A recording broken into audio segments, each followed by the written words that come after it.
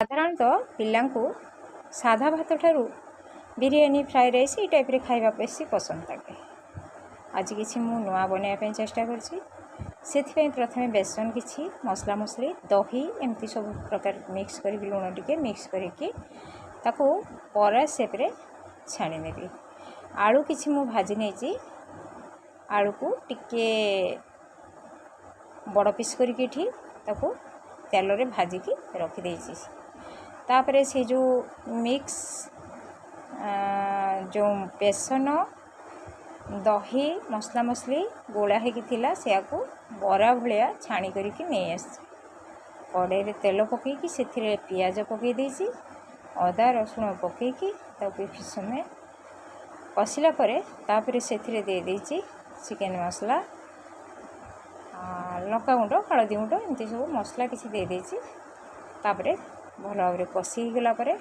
से देदेवी बिलाती दीटा मुझे बिलाती गोटाए देछि दिफाल करी बिलाती देकी बिलाती टिके मसला सहित मिक्स हो गला तापरे से देदेवी आलू आलू देकी ताको किछ समय कषिया छाड़देवी से कषि गला तापरे से पानी देदेवी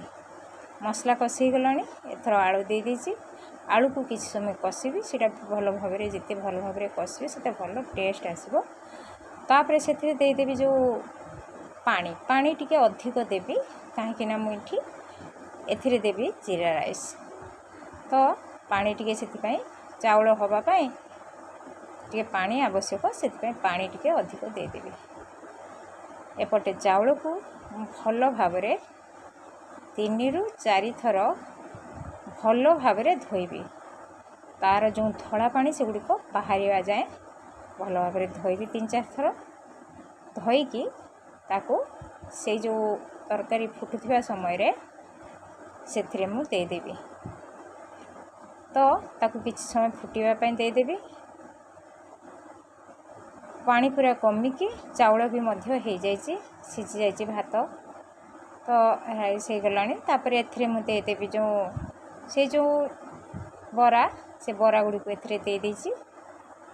घिओ टिके देछि मु एथिरे घिओ देकी किछ समय फोड़े देछि अल्प समय पई तापरे काट साला परे सेथिरे काजू देकी टिके अल्प समय पई घोड़ी देछि तो एमिति भाव रे प्रस्तुत होइछि जो ये जो राइस खाइबा पई पिलां को बहुत भल लागिला बहुत टेस्टी भी थिला मध्य घरे एमती सिंपल भाव रे केतेबेले भी प्रस्तुत करी हबो एमती राइस।